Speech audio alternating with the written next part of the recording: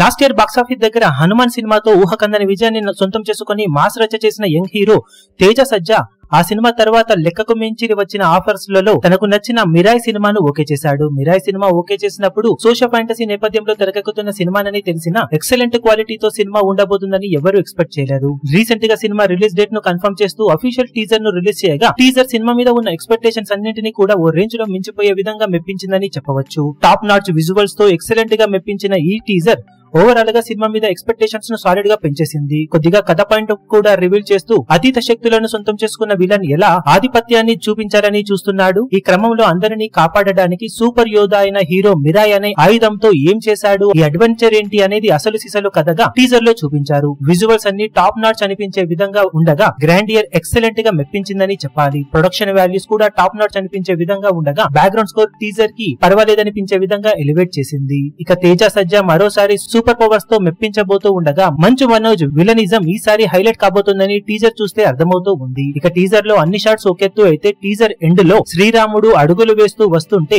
వానరాలు అన్ని నమస్కారం చేస్తున్నట్టు చూపించిన షాట్ మరో లెవెల్ కి వెళ్లిపోయిందనే చెప్పాలి. హనుమాన్ టీజర్ ఎండ్ లో కూడా హనుమాన్ షాట్స్ ఓ రేంజ్ లో హైలైట్ అయ్యాయి. ఇక ఈసారి ఈ షాట్స్ తో సినిమా మీద ఎక్స్పెక్టేషన్స్ మరో రేంజ్ కి పెరిగిపోయాయని చెప్పవచ్చు. బాక్సాఫీస్ దగ్గర కూడా సినిమా సెప్టెంబర్ 5న రిలీజ్ కి సిద్ధమవుతూ ఉండగా అంచనాలను ఏమాత్రం అందుకున్నా సాలిడ్ విజయాన్ని సొంతం చేసుకునే అవకాశం పుష్కలంగా ఉంటుందని చెప్పవచ్చు. మీరు సినిమా టీజర్ చూసినట్లయితే మీకు టీజర్ ఎలా అనిపించిందో కింద కమెంట్ సెక్షన్ లో చెప్పండి.